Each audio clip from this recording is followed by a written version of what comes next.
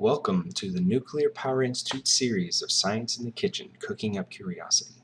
Delivered by our NPI team members, we explore the science, production, automation, distribution, and workforce behind the Texas food industry, using the kitchen and cooking as alternative platforms to convey STEM knowledge and information. Each cooking episode peppers science factoids throughout the demonstration, and each in the field episode unearths the STEM before food enters the kitchen.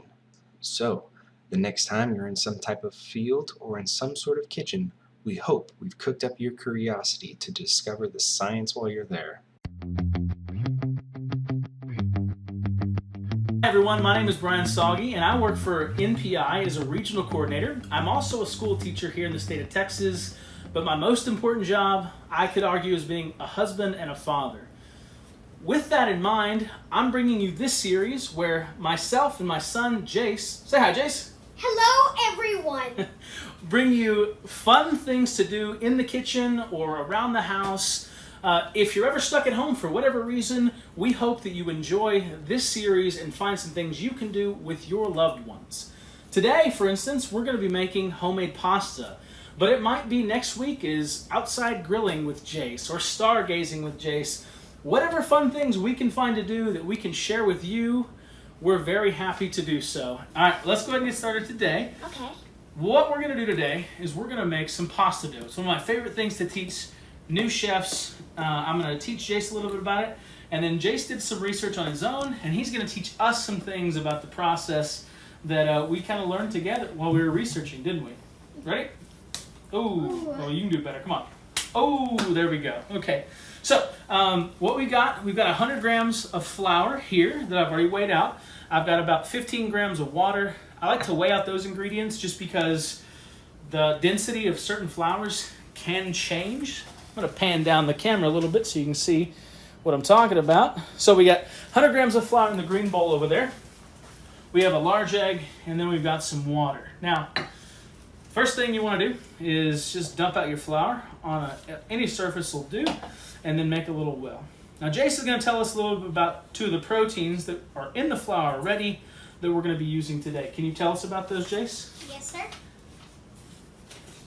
Okay, so the first in these pictures, it says right here, we're just going to start off with some regular flour. See, the long string is the gluten, and the spirally things are the gliadin. Okay. So whenever you have gluten and gliadin, two proteins in the flour that you start out with, when you hydrate them, what do they form? Do you remember? It forms gluten. That's right, and gluten provides structure to our pasta dough. Now you'll see in my well, I'm just going to start mixing the egg. It's going to slowly start to pick up little bits of flour. You don't want to force it, you want to be patient. And we have the little bit of water there just in case we need it, if it's too dry, etc. But we may not even need the water. So, Jace, can you talk about a little bit about the process that we're doing right now, the hydration part of the dough? The second thing on these pictures, it says autolyse. Autolyse? Yeah. What's autolyse? Autolyse is a technique where flour and water are mixed first and then allowed to rest before being kneaded. Okay. What's the point of letting them rest? The point of letting them rest is while they rest, the gliadin and the gluten, they just start to break down. And when they're done, you can knead them and they'll form a new network. Okay. That's a really good point. So one thing we're actually allowing to work is an enzyme, and the enzyme takes time to work. Remember, enzymes are catalysts that allow for a chemical reaction to take place without actually changing themselves. And the enzyme that we're allowing to work actually breaks down, I think it's the gluten, and right, Jace? The long one? The gliadin.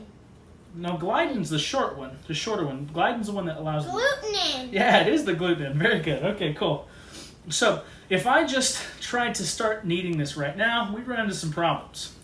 You'll notice that it's not coming together. There's not really any structure. If I pull it, it just comes right apart. That's problematic. So, I'm going to finish this one up here, and then I've got something to show you.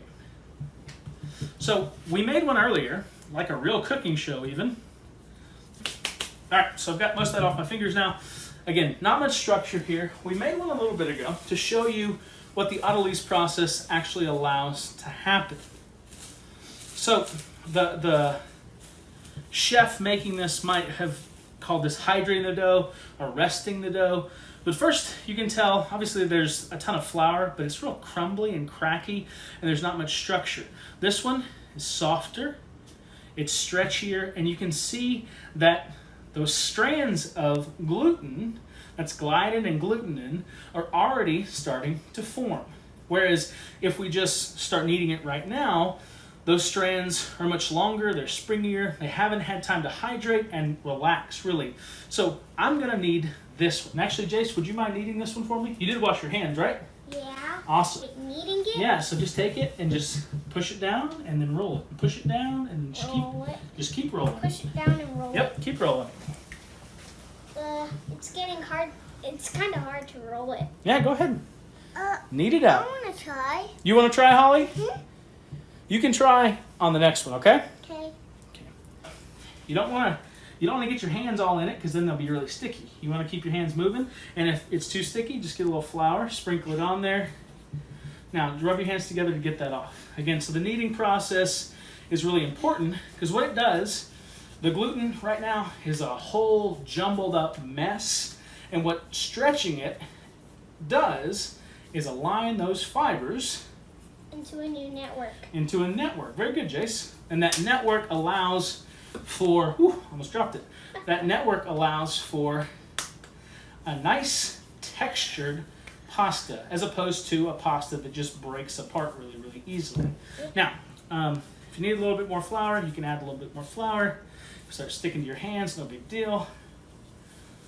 Now, what we would do now, really simply, is just roll out this pasta dough using, you could use a pasta maker, you could use a rolling pin. We're just going to use a rolling pin. Roll it out as thin as you can, cut it into slices, throw it in some boiling water for just a few minutes, literally just 3-4 minutes till the pasta is al dente and you've got some delicious homemade, Pasta dough. fresh pasta dough. Thanks for tuning in, guys. We'll see you next time.